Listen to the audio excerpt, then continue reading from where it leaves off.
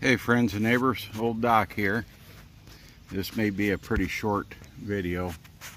On Father's Day, Dad dropped off his Hobart Champion 4500 welder generator. He was welding with it and he gradually lost power and then it quit welding altogether. Let me back up here. I can't get the camera to zoom back any further. Anyway, he's had this welder generator for several years, but it's really low on hours. I was with him when he bought it probably 20 years ago. Anyway, he gradually lost power on it and then it quit welding altogether. But he said the engine he said there's a noise kind of like a pop or something, and the engine seemed like it ran freer, which indicated that it was no longer, charging or whatever, because there's no magnetism being created or field being created. I already took the two, I believe they're 10mm screws out of the back cover there. Took the two screws out of the brushes, and what I didn't like before I even started, see that piece of copper wire, and see more copper wire laying inside. I'm not digging that at all, and I think I see what the issue is inside there. And this piece of insulation with no wire at all in it was laying inside. But let me put you in the babysitter here.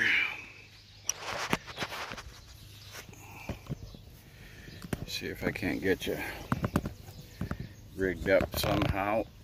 You may be a little crooked or tilted. I'm going to pull this other wire right here off of the brushes. The brushes look really good. My hands are in the way. I'm sorry.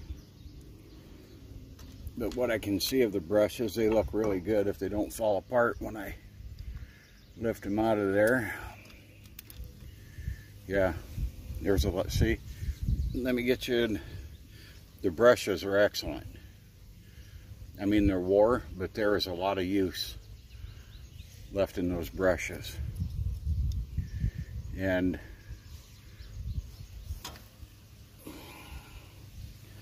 I can't get my hand any further away, but the brushes are really good.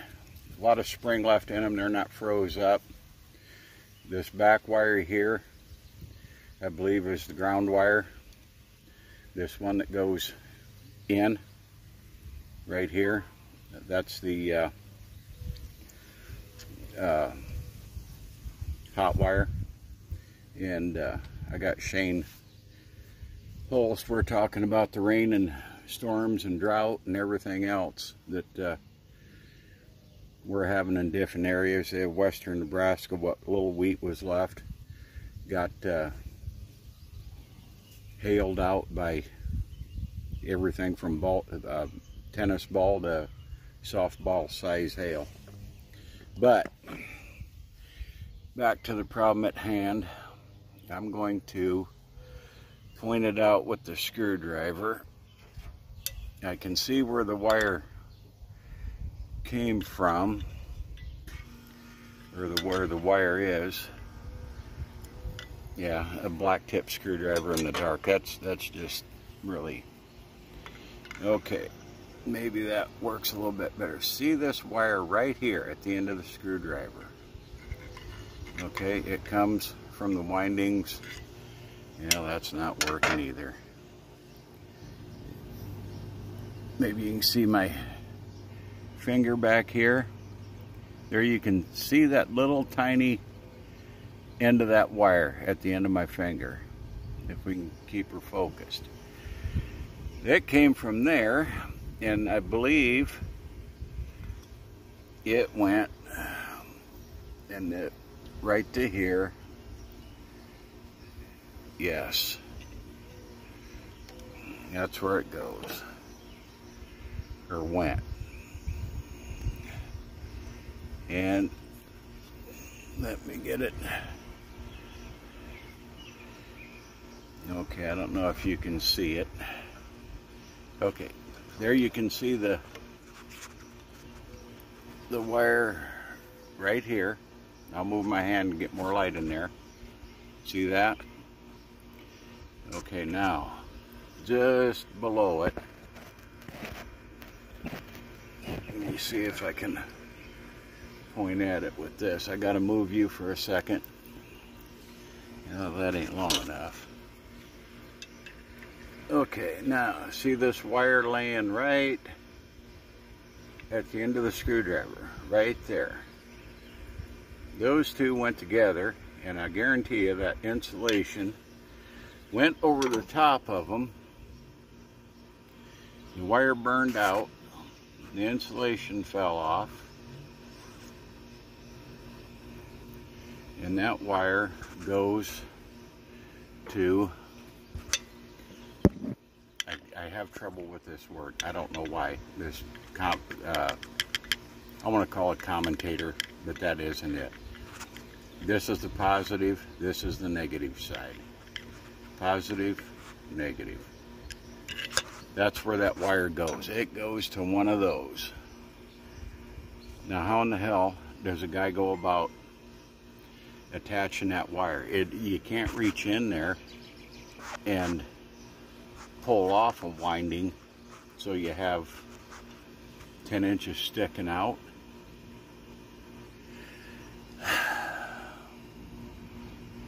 I don't know. Dad's called several places. Nobody in this area works on these small generators. Now, if you got a big giant diesel generator, you know, for your house or your business, everybody and their grandma will come out and work on it. These small ones, not a chance. Either they tell you they don't work on them, or you can't get parts for them. Whether you can get parts or not, I don't know. Whether they're cost effective buying parts, I don't know. I guess my next step, because I mean, it's no good. This engine, let me show you this quick. I know I'm getting off track. Now, that Briggs & Stratton, 14.5 horse, this thing will start on one pull. I pulled it one start. It runs like new.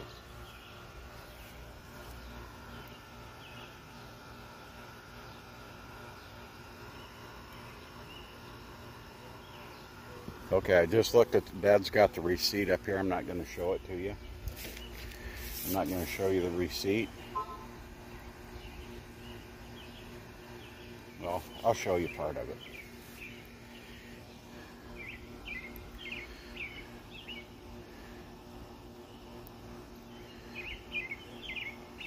Can you see the date there? That's when the warranty was up, I believe. 7 days, blah, blah, blah. Yeah, of 08. 9/30 of 08, I believe, is when we went in and bought this. So, I'm kind of at a loss. I'm going to put this video out. I think I'm going to take this bolt out of the end because that bearing is pressed in. Take these 4 bolts out. Try to pull this end cap off without pulling the armature out of there. And see if a guy can get in there and do something with that. If you guys have any ideas, I'm not sure solder's going to be the ticket. I don't know how hot that gets. Whether it'll stand the heat or the vibration, I don't know. I'm wondering if there's some kind of a little tiny clamp I can slide over it and get a piece of wire and clamp it down. I don't know. If you guys got any ideas, let me know, and I'll get, this is Saturday. I'll try to get it posted and we'll go from there. I mean, what are you going to do? You're not going to wreck it because it's not working, other than the engine runs like a top. So, happy trails, friends and neighbors.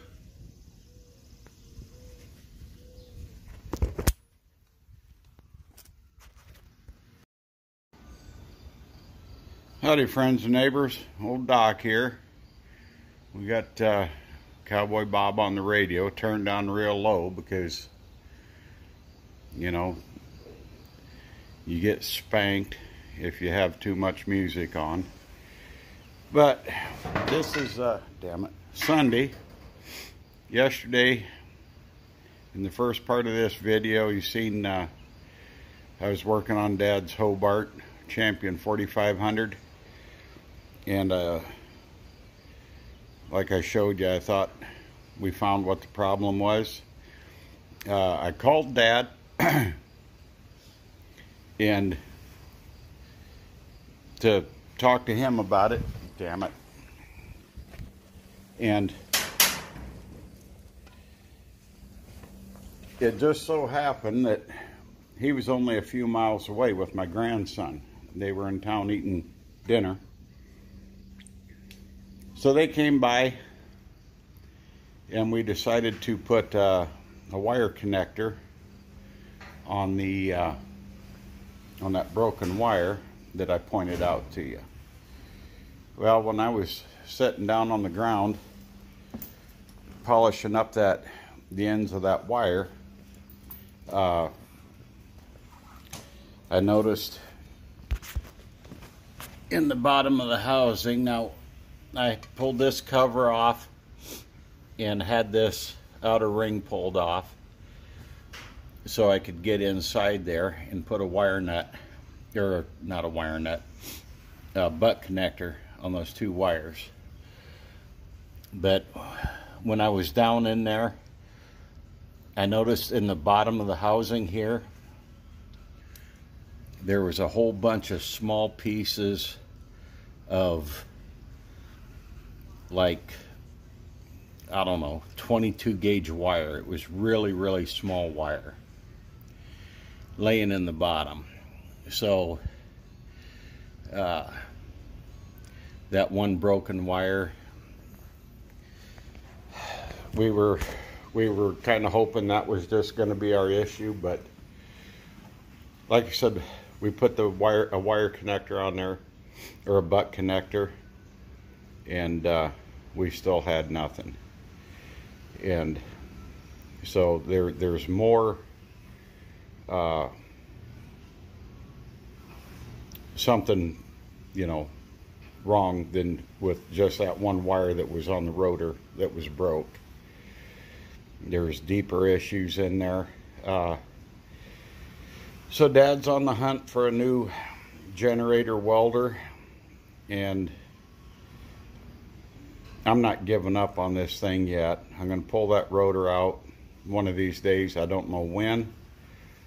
I'm going to get back to it, so it's going to take up room. I mean, do they have like a Happy Henry's, you know, kind of like that Merry Maids thing, but for guys to come clean out sheds? If they do, somebody let me know. Give me their number, because I don't have time to get in here and clean this. It just seems like it keep adding on to it, you know, like this deal here. So this is gonna sit, I don't know, till I just get really bent over it being in the way, or I'm gonna find time to pull that rotor out of the stator and everything and see if I can find out, you know, whether I can fix it. Nobody works on these. Nobody in this area. We've called and looked all over, and like I said, if you got a big diesel generator for your house or for your business, people climb out of the woodwork to come and work on those. But something like this set up, not a chance. Not a chance. So anyway, that's where we're at. We put a butt connector on that one broken wire. I seen all them other little pieces of wire clear up under there. We don't know where they came, and we did see a burn spot in where was it? It was in the wiring windings of that rotor.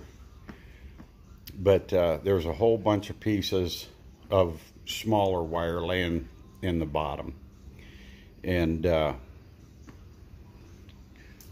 so putting a butt connector, you know, on there. I think what the original issue was, on the stator, they have string wrapped around there and then varnished, and then they also have like a half dozen wire ties wrapped around the stator, help hold the windings together there. And one of those wire ties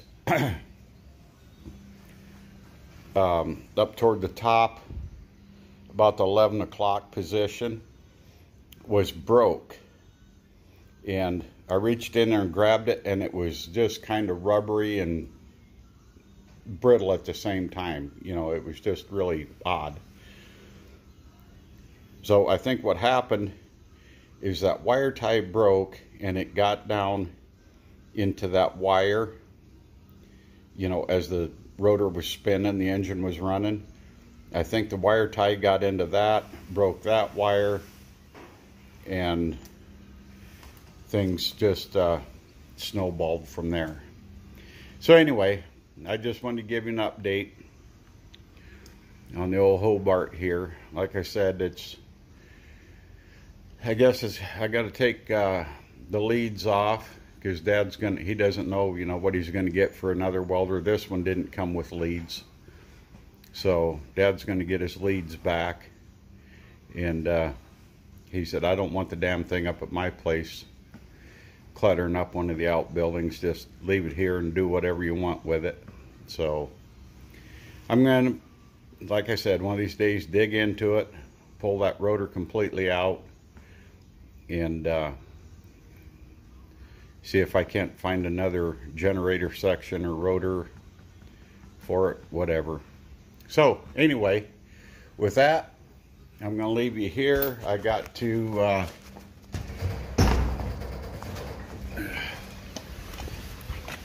the crank position sensor is bad, I think, in Milo here. Matthew went and picked me up a new one a couple weeks ago. I got to do some mowing and weed eating yet today. Today's Sunday. I got to hit the road again tomorrow. But I'm not sure that they gave Matthew the right crank position sensor, so I got to get under here and check that out. If they did, why, I'm going to replace it today, and so I can start driving old Milo again. And so that's where we are. It's just, you know, never have enough time. When you got plenty of time, you don't have the money. You know how it is. So we did get a little dash of rain, what was it, yesterday morning. We got a ½ inch of rain, which is very welcomed. It is helping the grass a little bit. It's helping the weeds tremendously. Out western Nebraska, what corn and wheat and sugar beets they had, it got destroyed by everything from tennis ball size hail to softball size hail. So I know there's other parts like around here. The corn is, I came up, followed the Missouri River on the Nebraska side from Omaha all the way home. The corn is anywhere from waist high to shoulder high, and it's curled up, dark green and just really curled. So hopefully it comes out of it, but we need rain. So with that, friends and neighbors, If you like this video, you know, consider subscribing. You don't have to if you don't want. Hit the like button if you like it. You don't have to do that either. And you never know what we're going to be doing here at the MB Bar Ranch. We do everything from tractor restoration to cat castration, so you never know what we're going to be working on. So with that, I'm going to let you go. I got a lot to do today because I got to hit the road early tomorrow, and yeah, it's just cloudy and overcast. So with that, we're going to let you go. Have a great Sunday. Be kind to each other. Be kind to yourself. Do something kind for a friend, a stranger, or a loved one. And happy trails.